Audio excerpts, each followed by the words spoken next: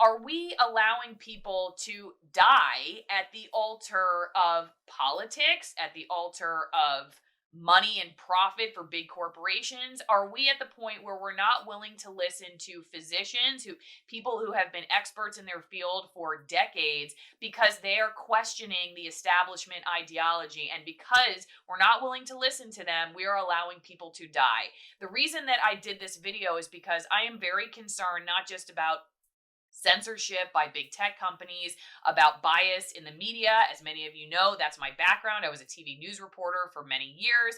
I am very concerned that when it comes to COVID-19, that there are potential options out there for people that we should be discussing that have been not allowed at the table because they question the establishment, because they question the politics and the nature of the debate about this disease.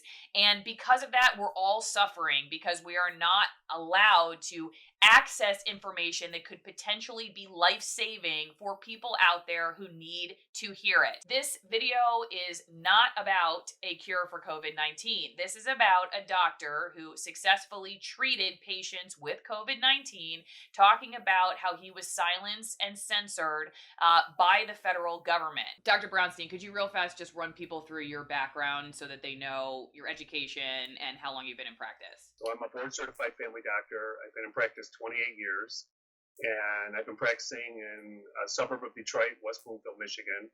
And I started off practicing conventional medicine for 6 months or so, and then realized it wasn't helping my patients.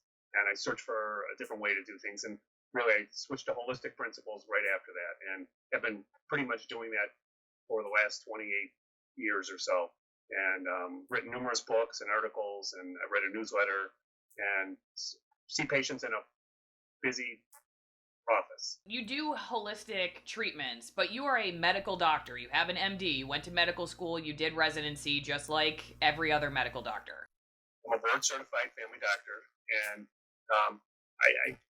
when I use the word holistic, I mean combining conventional and alternative medicine. So, someone has pneumonia, I use antibiotics. Or maybe I'll use a vitamin C IV or something to help them lessen the course of the antibiotics they have to take, and use probiotics to support their gut while they're on the antibiotic. But I use conventional therapies. My goal is to try and figure out how to help patients, with their health and achieve their health. Something I wasn't really taught in medical school. What I was taught in medical school was how to diagnose disease and how to prescribe the drug to treat that name that you give them. And that kind of brings us to where you got into a little bit of hot water, I guess, with the FTC, because here you are trying to find a unique, individualized, novel approach to COVID-19 when you had patients that came down with it. And we're going to get into what happened, I guess, a little bit later. But can we first talk about what you did? So you have patients who test positive for this. And this also was like back when we're still we still are trying to understand this virus, but this was, months ago when it was still very new. What did you do? And tell us a little bit about your study, what you did, how these patients reacted to it. COVID, came to the U.S., first announced really in February, I guess, maybe the end of January in the West Coast, Seattle area, as you know. And I was following it. I was following it from that first report in China when they said we have atypical, couple patients with atypical pneumonia we think is caused by a new virus that humans haven't been exposed to. So I followed it from the beginning. I was blogging about it and writing about it. I've been blogging for 20 years, and I've written 15 books. I write a newsletter, so I like writing and I like putting my thoughts out there. And so COVID was coming. It hits the West Coast first, and then you start to hear reports. It's coming, I think Chicago might have been next or something, and we knew it was coming. So I had a meeting with my staff at the end of February, and everyone's on edge. The headlines were, we don't know what to do. This is going to be the next 19, I can't remember the year, 19 flu pandemic. 1918 flu pandemic, it's here, and, we're going to have 1 to 3 million Americans dead, with the British model that came out. And so have a staff that's all up in arms, and anxious about it. And so I had a meeting after, or at the end of our week, and I said to them, we've been practicing medicine. I've been practicing medicine for 28 years. I said, in a few months now. So I said, the first 28 years were practiced for this very thing that's coming. And I said, we've been treating influenza and viral illnesses and influenza-like illnesses pretty much the same way for over 25 years. As we learn new things, we might tweak it a little bit, but the formula has been pretty much the same way. And our patients don't develop pneumonia from it. They don't get hospitalized from it anywhere near the numbers that they should. Every year we have 20 to 80,000 Americans dead from influenza-like illnesses, according to the CDC. Our patients don't experience that in anywhere near what the numbers should be. So I said to my staff, I think we've got a good plan for this. I said, I don't know for sure because we've never treated this, but I'm sure we've treated other coronavirus infections since they take up 10 to 20% of the influenza-like illnesses that we see every year. And again, our patients do well. So I told the staff that, we're going to stay open through this. Our patients are going to need us. I said, my guess is most doctors' offices are going to close. And I'm working. And I said, I hope you guys will work with me. And if you don't, there's no consequences to it. I said, I'm working until I get sick or they won't let me. And so we started seeing patients and we were scared. We were going out to the parking lot in March in Michigan. Remember, Detroit was a hot spot with New York, Jersey, Detroit, and maybe Massachusetts right at the beginning. Mm-hmm. And our hospitals, ERs were overflowing. They were worried that the ICUs were going to overflow and there wouldn't be enough ventilators. And patients were dying left and right. The reports were coming fast and furious. If you get hospitalized and you get put on a ventilator, you're going to die from this thing. So my partners and I were going out to the parking lot. We were in March, which is cold, snowy, sleety, icy weather. And we're in full gear, with face masks and gowns and things. And I remember, in the middle of a snowstorm, shaking off my head like I'm a dog, trying to get the snow to come off my face mask so I can see the veins to put an IV in someone from their car. Wow. So when we started doing it, I was scared. My partners were scared because, we didn't know if we were going to get sick. I have asthma. I have severe scoliosis with lung involvement. I have no immunoglobulin A. I'm the worst candidate to get, a new viral illness or any viral illness. And so we started treating our patients, and lo and behold, they responded just as they have the last 28 years. They got better, and they call us up. They can't breathe. They're scared. They're dying. After a couple of treatments, one IV maybe, and they nebulize hydrogen peroxide and iodine, they can breathe again. And that was the routine story we were hearing from our patients: 1 or 2 nebulized treatments and some oral vitamins. And so I was reporting it, and I was blogging about it, and I would do interviews with patients that got better, and these were our sickest patients. Some were hospitalized before they saw us. Some were not our patients and referred to us by other doctors because they started to see my posts on it. And the stories were uniformly the same. They couldn't breathe. They were worried about dying, and their doctors are telling them there's nothing they can do for them. Well, so we started doing the therapies, and it was working. We kept track. I told my partners, you keep track of every patient we treat for this. So, and especially when I saw it working after the first couple, I said, we're going to write this up and put this out there. So I was putting these interviews out on my webpage, my blog page, and I was the interviewer to the patient. I would just ask them, they told their story. I was just asking them, keeping them on task with their questions, tell me what you did. Tell me, when did you start to feel better? How'd you feel beforehand and all that stuff?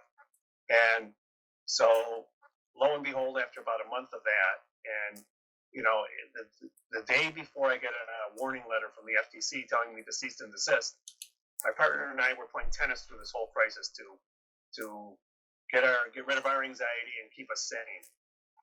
So we were driving home from tennis after treating people, all day and going to the parking lot a few times, doing IVs. I said to him, Rick, I've been practicing 28 years. He's a little bit older than me. And I said, this is the best thing I've ever done in medicine, Rick. What do you think? And he said, I got 10 more years on you. Nothing even comes close to this. This is the best thing we've ever done. And then I said to him, one of our deathbeds, one of us should say to the other one, it was an honor treating COVID with you. And he looked at me and said, absolutely.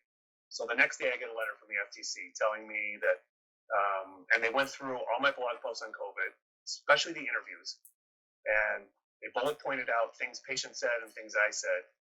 And they said, I never promised a cure in any of those interviews. I said, we were treating our patients who had COVID and they got better, and here's what we did. And we were supporting the immune system. Never mentioned a cure for COVID. I said there's no cure for COVID. This is supporting the immune system, which is really the only thing that gets people over COVID is their immune system neutralizes and gets rid of the virus. That's why we've had millions of people get over the illness.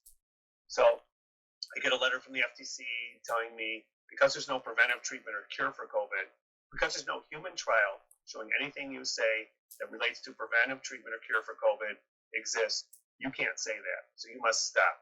You have 48 hours to remove it or else. And you're following in violation of federal code, and they list the federal code. Has that ever happened to you before? I'm just curious, like with every other treatment you've done, anything like that before? No, nothing. So I was shocked. I get home from work. I didn't, I was tired but feeling good. We had a good day. My wife's looking over the computers. I walk in the door. I'm like, what's that look on your face? And she says, you got a little letter from the FTC.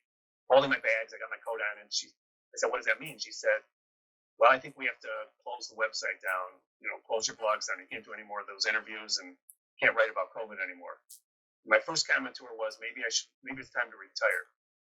And she said, you're not retiring over this letter. This letter is wrong. You didn't do anything wrong. You were treating your patients as you saw fit. They were getting better. You were reporting it like what you should be doing. And you want to retire because you're tired of practicing medicine. We'll talk about that, but you're not retiring over this letter. We'll get through this. So that was helpful. Yeah, it's supportive. we shut the website. We took all the stuff down for COVID, and I titled all those interviews. There's still hope out there. 1, 2, 3, 4. I think it was up in the 20s. There's still hope out there because there was no hope. When I was doing that stuff, there was nothing. Doctors had nothing to offer them. If they got in the hospital and got on a vent, there were 88% chance they were going to die. Well, even now, there's still not a consensus on hope. I would say even months later, people are still kind of, flailing around in the dark. So I was taught in medical school to report your findings, report your successes, report your failures, report what works, report what doesn't work, so other doctors can learn from your experience. That's what I did. And then I get that letter. So I was cataloged. When I got the letter, I was in the midst of, I was going to write a study up because our patients were doing well.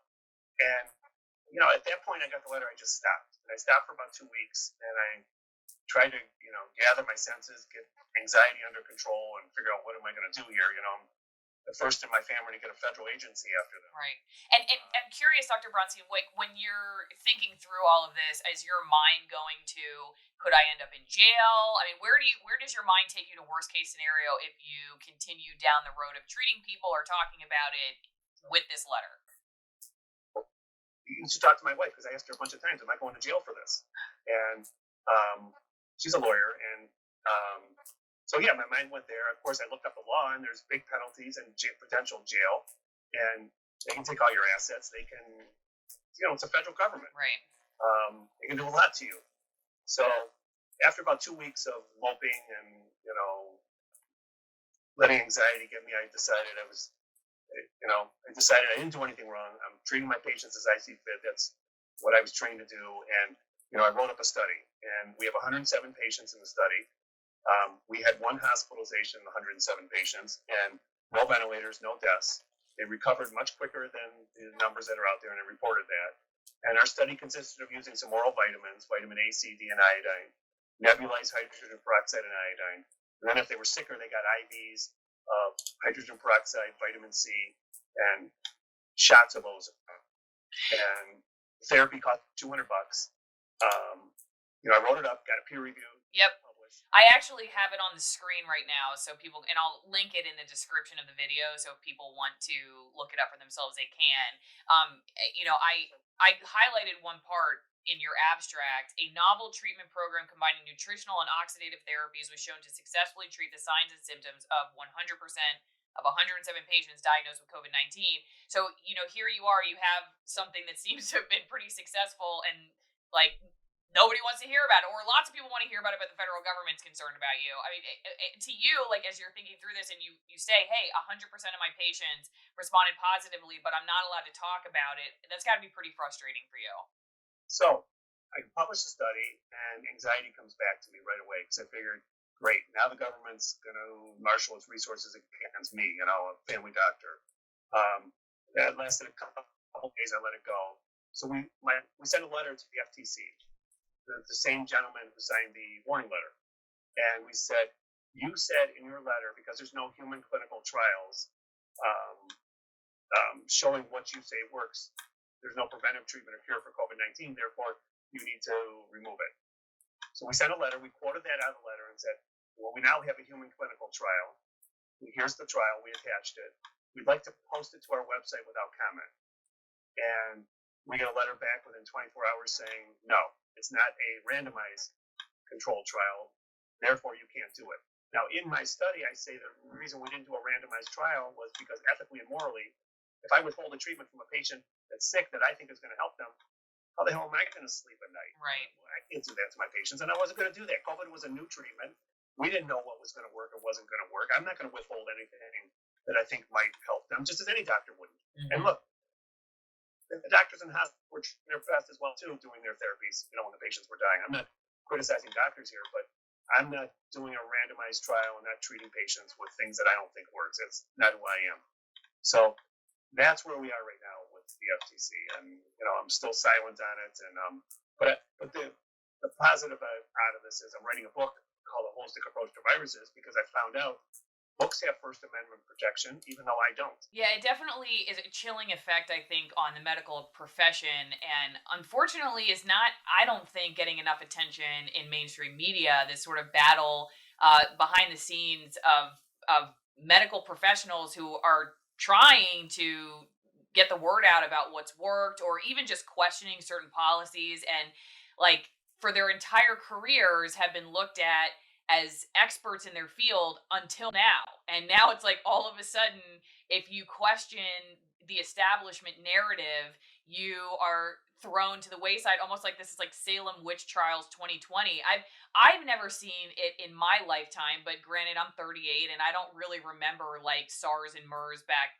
15 years ago. So I'm curious for you, is this the first time in your practice that you feel like people like yourself, we've seen other doctors the same things happen to, or kind of blowing the whistle on, say, for instance, ventilator protocol or other treatments, who are like looked at as if they're leading people to their death, that they're just completely, they're driving drunk, or they're, going 100 miles over the speed limit, like these people are just reckless, when in fact they actually have something to share. Have you seen anything like this in your practicing career? No, there's nothing like this. This is unique. I went through the FTC list of how many warning letters they sent. I think it's over 300 now. I knew some of the doctors sent warning letters. They were my friends. I called them. They were shocked. I was totally shocked when I got the warning letter. Now, I've had other doctors tell me I wasn't shocked. You were out there saying all this stuff. I knew they were gonna rein you in or come after you. I'm like, come after me for what? Because I'm reporting what I'm doing in my practice and patients are getting better. I was shocked. I never thought that would happen. I've read this, I've read about other doctors getting treated like this, but I guess it doesn't resonate with you until that 2x4 hits you in the forehead, and then you're dazed and confused and trying to figure out what the heck just happened. But this COVID-19 is a new beast, and I don't understand why it's happened. I don't understand where the journalists are. I don't understand why they can't ask questions, why they can't, get off the narrative. You watch, and it doesn't matter. You can watch CNN, you can watch Fox, you can watch, from the left and from the right. These are totally opposite networks. They basically say the same thing. Mm-hmm. I mean, there's a little difference in both networks, but was it the fourth estate? Is that what the journals are right to keep us in track and keep checking things? They've left us high and dry with this. Yeah. Now we've got a basically the narrative has been for COVID: wear a mask, social distance, quarantine at home when we tell you to, and wait for the vaccine. Right. And we've spent over $9 billion on a vaccine. I mean, it's coming. I hope it's safe and I hope it's effective. But while we've got over 100,000 right now, maybe there's some other therapies out there that could help people, and maybe we should investigate them. Maybe we should debate it. Maybe we should talk about it. Well, yeah, and I think that's exactly the point here, and that's really the point of this video. I hope people understand that, one way or the other, I'm not necessarily trying to push a particular medical treatment. I'm trying to give the voice to somebody who's found something that's worked, and saying, like, if we are really honest about how new the virus is, and that's what you constantly hear, and you will hear that in mainstream media. It's a new virus, we don't know, we have to be very careful, that's why we have to shut down the economy. That's what they'll tell you. We have to have millions of people out of work because we just don't know. Well, if we really don't know, then shouldn't we be allowing lots of variety of voices at the table? It just doesn't seem to make sense to me that we have monolithic voice, in mainstream media or anywhere else in the medical profession, when we're also admitting that we don't know anything about the virus. Those things seem to be sort of at odds with each other. When I get asked, and I've done a few interviews, when I get asked about it, I would say, talk to the patients. They'll tell you. They would tell you they were interviewing like I'm doing with you. I was the interviewee at that point, and trying to give people hope out there that there were things to do, and there is hope out there. You just can't hear it through the noise. And the whole hydroxychloroquine mess is, it epitomizes this too. Now, I didn't use hydroxychloroquine as part of my study, so what do I say about hydroxychloroquine? My answer is, I don't know. I didn't use it for my study. I've used it for 25 years for other things. It's very safe when it's used appropriately. Do I think we should be firing ER doctors who talk about her success with hydroxychloroquine? No, I think we should talk to her about it and hear it out. Then we can debate it. Yeah.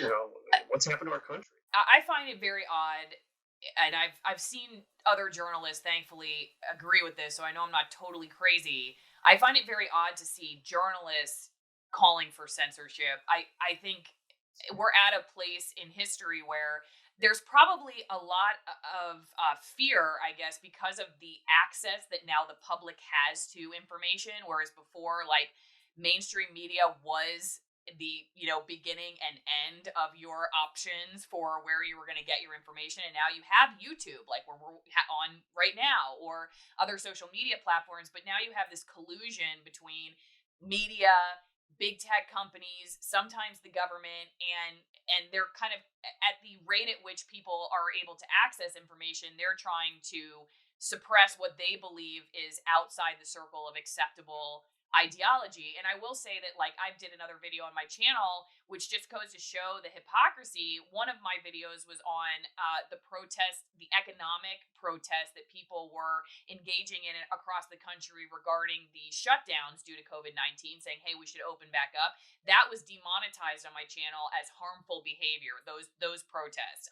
Even though I never heard of anybody getting shot and killed at those protests, they'd never shut down, entire blocks for emergency medical crews to get through. And then a few weeks later, I do a video on the Chaz Chop in Seattle, because we're from the Pacific Northwest. I drove into Seattle to see it for myself, and that protest was totally fine. That was not, YouTube did not find that to be harmful content whatsoever, even though there were several people who were shot and killed. They had cut off the entire, blocks of the city. So it's like, even you see on YouTube, one thing that they determined to be harmful behavior is it's a protest. It's people to get, same kind of deal. This one, in Chaz Chop, they were all living in the same space, not just there for an hour or so.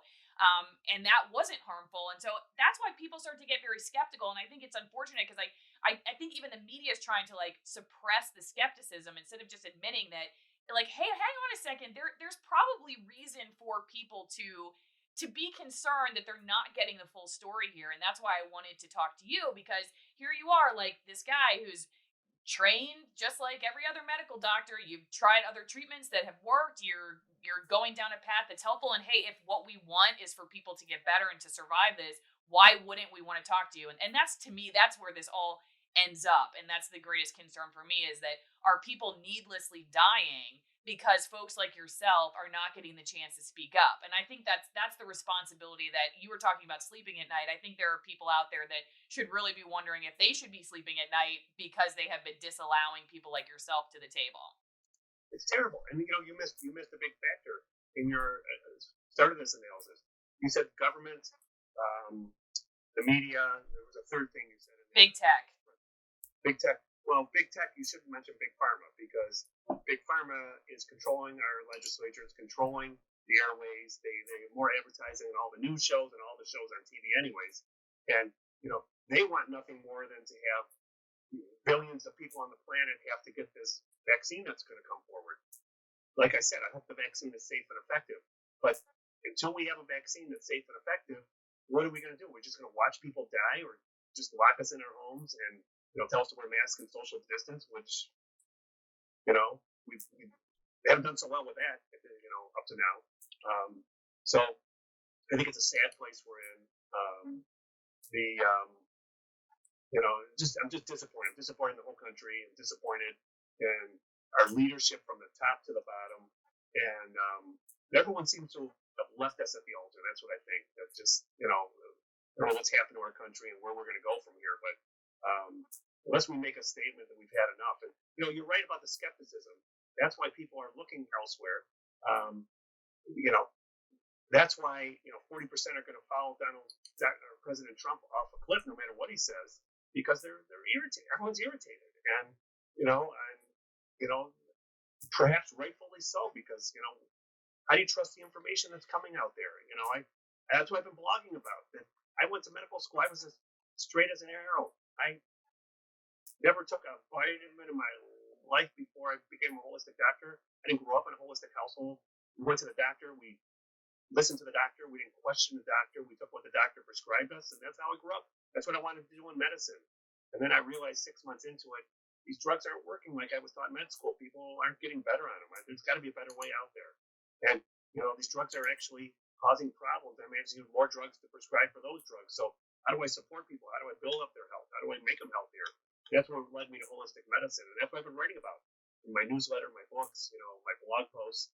And, until this thing. And then you get a letter from a federal agency, warning you, remove it or else. Real fast, I wanted to take your attention to the editorial that talks about your study, and this is in Science, Public Health Policy, and the Law, and I'll have a link again to that if people want to read it. But they make a good point. This is a quote. For far too long, evidence-based medicine has undervalued and sidelined real-world clinical evidence, which is rich in detail that can and should inform decisions at the individual doctor-patient level. And that's essentially like what you are offering, I guess, to the discussion about how to deal with COVID.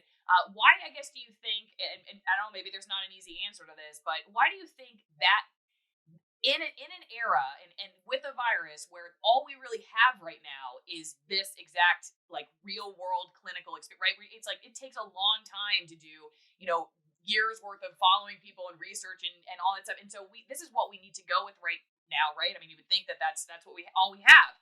Why do you think people are so resistant to it? Why is the medical community so resistant to it? Why is the media so resistant to it? As far as the medical community has never been easy to change. There were stories, go back to Semmelweis from the 1800s, where he was a doctor who worked at a public and a private hospital in Europe, and in the public hospital, women at childbirth were dying, I don't remember the exact numbers, but I think 8-fold more than women in the private hospital. So he did a study, and so at the public hospital, the doctors were doing autopsies and delivering babies. At the private hospital, they weren't doing autopsies. So he felt that doctors were transferring something from the dead bodies to the women delivering babies, which made them sick and they died at huge rates. So he put a bucket of water between the beds, and he had doctors dunk their hands in the water for, I believe, 60 seconds, and then deliver the babies. So they washed their hands before they delivered the babies. The maternal sepsis rate went down to the other hospital, to the private hospital. So he wrote an article and said doctors should wash their hands before delivering babies. For that heresy, he was thrown out of the medical society. He couldn't practice medicine anymore. They put him in an insane asylum, and he died a broken man. So it took doctors 30 to 40 years to wash their hands before delivering babies and surgeries.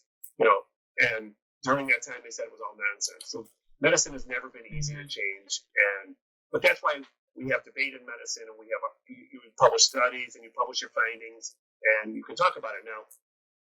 That's slow to go, but that's how it goes in medicine. With this thing, this is different though. This is, you're like you said, in trying to publish things, it's not so easy. And, the hydroxychloroquine is a perfect example of that. And I don't understand why we can't debate it. I don't understand that, Henry Ford Hospital in Detroit, which is a conventional conservative organization, publishes a study that's 50% less death with hydroxychloroquine when they used it. So they just applied to the FDA for use of hydroxychloroquine in COVID, and the FDA said no. I don't understand where this is coming from. I mean, this is just unprecedented, and it should stop. And it's, unless we, the people, stay, we've had enough and make our voices heard, it's going to keep going. It's going to steamroll us. Right. Yeah. And how does that happen? I mean, it just, again, like I said earlier in our chat, I've seen journalists for the first time, or I guess not the first time, but I've never seen it to this degree, calling for lockdown on information, where it's like, wait a second, I thought we were like the bearers of the First Amendment, that we were supposed to be calling for there to be, even at the risk that something bad is said.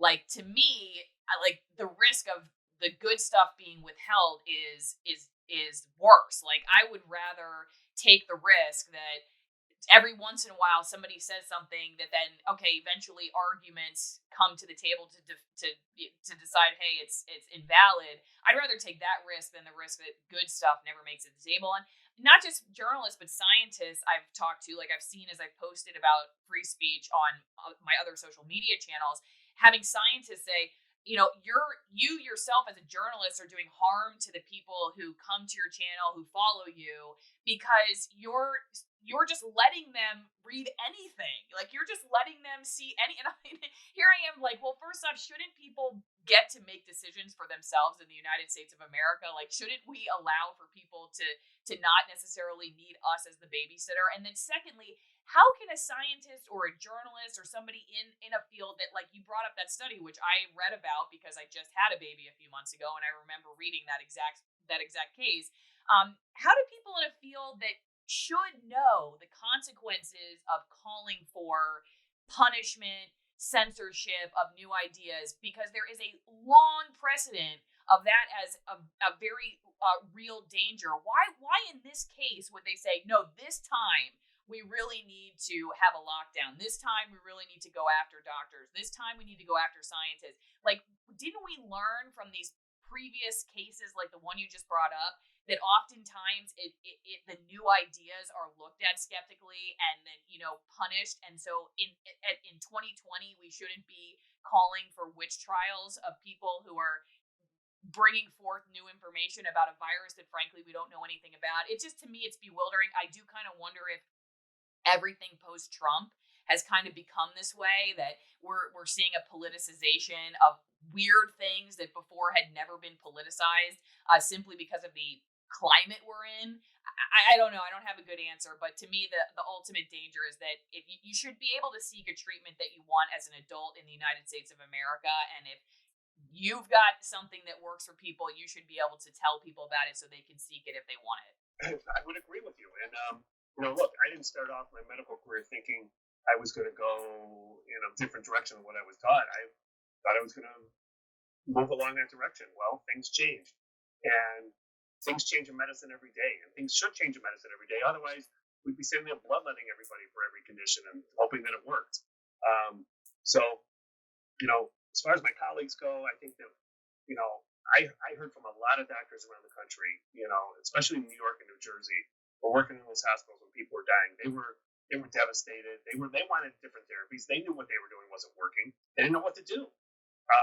So I think that it's a problem we've got right now, and I'm worried for the future of our country. I'm worried for my kids who are both in medical school. Well, one graduated and one's in medical school. I'm worried about them just being younger age, and what's this country going to do? And when you say, how did this happen? It happened because they feared us enough that we were willing to do anything. We were willing to stay in our houses for 3 months. whether it worked or not, it could be another debate. But they made the fear so high that if you were going to get this disease, you were going to die, and there was no therapy offered until we can come up with a vaccine. So therefore, you need to do exactly what we tell you. That's been the message since the beginning of this illness, and that hasn't changed much. Well, there's other doctors talking about hydroxychloroquine, vitamin A, iodine. It's, my study was that stuff, and ozone and hydrogen peroxide. So how do we change things? Well, I think that number one, we need to try and hold these politicians accountable and just to ask them questions and not just be such sheep to everything and just, let it happen. How do we do that? I don't, I'm not a politician. I'm busy in my day job, seeing patients and writing at night. But if we don't make some changes, I don't know. I don't know where we go. It worries me that journalists nowadays ask questions of our leaders for an answer that would be good on Twitter or Facebook and not, questions or answers that the public really needs to hear. That we're kind of driven now by an emotional, bombshell tweet culture. And so if it's science that's boring because it doesn't have this emotional edge to it, because it's actual real science that's helping people, it's not, driving people to their deaths or creating some kind of political bombshell, then we just don't want to talk about it. And I think it's an unfortunate reflection on an industry that, in my opinion, deservedly has its share of skepticism. I started this YouTube channel because I really care about journalism, not because I hate it, but because I was somebody who really got into the field because I believed in it, not just as a career, but really as a calling. And I don't think that my old industry is going to ever regain trust until it starts taking responsibility for its failures. And unfortunately, a lot of my peers are going the other route and just becoming extra defensive about how could the public possibly think that about us. We're just these hardworking people who are martyring ourselves every day. And I have to question in a lot of cases whether that's in fact the case. And that I hope that we regain the trust, but it won't be by defending ourselves as if we are free from blame. What you say is true. And, look, as part of the public, when I watch those press conferences with President Trump, look, I'm an equal opportunity party, not hater, but just criticizer. I couldn't consider myself either part of either party because they both have a mess going on and have their problems, and I can criticize them both better than anybody out there. But when I see the press ask those questions to President Trump, who trust me, I wish he would stop tweeting and saying his politicizing things as well. But I'm like, they're asking these questions. There's not a question there. It's their personal opinion. It's their emotions that's driving them, and they're just trying to get a rise out of him. And they're all in the mud pit right now, sort of slinging mud at each other. And it's that's why we're all frustrated. That's why we're all cynical. That's why we're all irritated and pissed off about things. And we want a different way. And I don't know where it's going to come from, but we need that fourth estate sort of putting things in check, and that's lost right now. Where's the hope then? You keep writing about it. I think we could end on that. Where's the hope? And we'll end there. At least for medicine, there's hope out there. And as you said, for your calling into journalism, my calling was into medicine. I wouldn't change a thing. My kids were all upset about this FTC letter, and here they are going into it. And I said to them, guys, whatever happens with this, even with this letter, whatever happens, I wouldn't change a thing. Medicine is a calling, and it's a good profession, and it's an honorable profession, and treating patients is a gift beyond giving. It's a great way to earn a living, and I wouldn't change a thing about it. I do think that we can change things. I think that everyone could talk to each other a little bit nicer. That's one thing. Everyone doesn't have to jump down everyone's throat when they see something they don't like, and they could keep their tone down and respectfully disagree with each other without raising their voices and getting personal in their attacks. And perhaps be able to admit what they don't know. I think that's another thing too. It's like you see all these people on Facebook or social media that really are not experts in the field but act like they are. So I think we all could just take a step back too and have a little bit of humility about what we don't know. Of course. And just tone the rhetoric down. So when you're speaking to somebody, as well as I know, when someone asks you a question with a tone in their voice or with an ear, and they're ready to grab you by the neck, you're going to react to that. And so when I see those reporters to do that to President Trump, who, look, he gives it right back to him, and he does the same thing to them. So I think that's part of the problem as well. That it doesn't set a good example for the rest of us, and it just agitates us as a country. So I think number one, we could start communicating better, and number two, we can start saying we're not going to put up with stuff anymore. We're not going to put up with things being silenced. It should be silenced. We do have a constitution. It should be there for us. Just because some bureaucrat writes me a letter doesn't mean it's right. And unfortunately, that's what I have to deal with right now. But that's where we are in this world. And I think you need to keep putting your interviews out there, and we need voices of the wilderness speaking. And that's a good thing about the internet. I mean, there's good and bad with the internet, but the good thing is people can gather more information. The public's not stupid. The media may treat us as if we're stupid, and they're going to tell us what's right and what's wrong. But many times we can start to read through it when we get enough information. The problem is getting enough information, but that's where we are today. Well, tell everybody how they can get more information on you and what you're doing. I'll have links in the description, but where's the best way to follow you? So if you want, right now I've shut my blog site down, although we've been investigating how I can start writing again. And so my website is drbrownstein.com, Dr Brownstein, just as it sounds, DRBROWNSTEIN.com.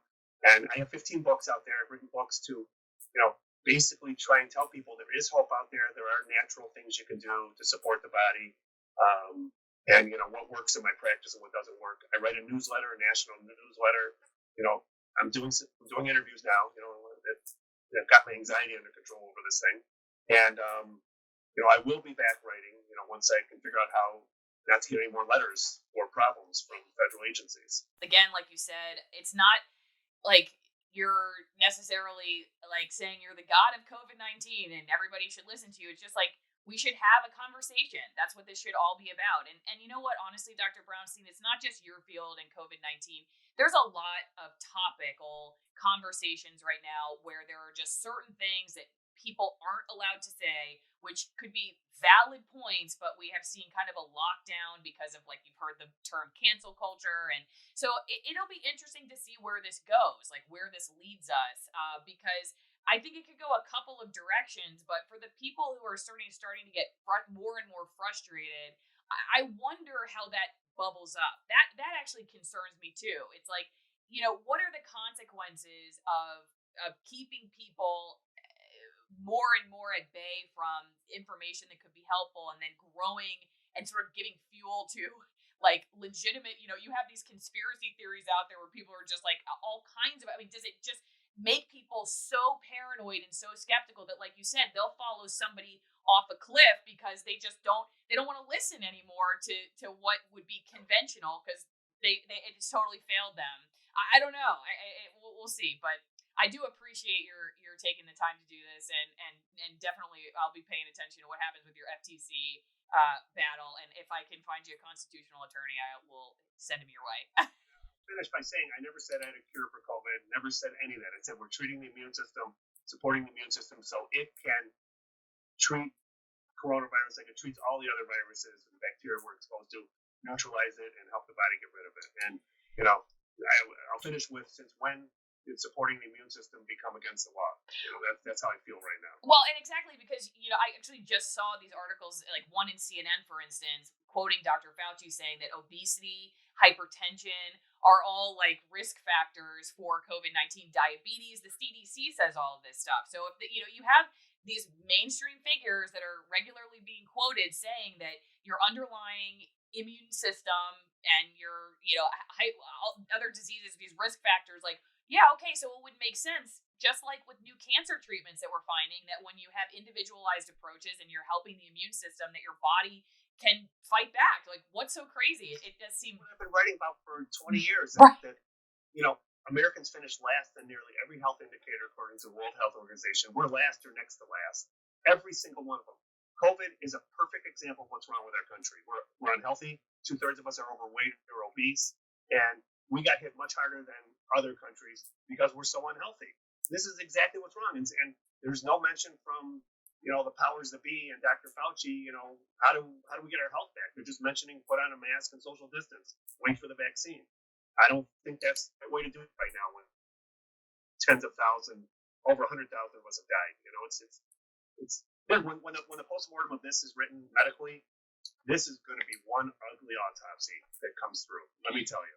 I agree, and I will leave people with this. If the goal is that people survive, then we should be listening to voices like yours. If the goal is politics, money, all these other things, then you know what? I hate to say it, but it seems like we're going in that direction. If that's what this is about. It certainly doesn't seem like it's about opening up the table to potential cures or even just treatments that would give, like in your case, robust immune response to it. Like if what we're after is that more people survive so that we can reopen the economy in a way that helps people get their jobs back, then what the way we're going at this, to me as just a thinking person in the United States, does not make any sense. I agree. All right, Dr. Brownstein, thanks again. Thanks for having me. Again, I'm Allison Morrow. If you're new to the channel, don't forget to subscribe and hit that bell icon for notifications when I upload new videos, and share this video with people you think might be interested, because I'm sure it's going to get censored by YouTube. If they don't rip it down altogether, it will definitely get demonetized, and it certainly helps when viewers like yourself share these ideas with people you think would get something from it. And I think a lot of us have a lot to learn from Dr. Brownstein's story, simply because if what we really want are answers here and we really want to save lives, then we should be allowing different voices at the table. Again, I'm really concerned about censorship in our country right now and where it's leading us, and the divisiveness among people who are unwilling to acknowledge that there are certain things we don't know, and questions we should be asking, and voices we should be listening to because of politics or money or corporate interest or whatever else. So, at that, I will leave you to ponder these big questions, and I will see you next time.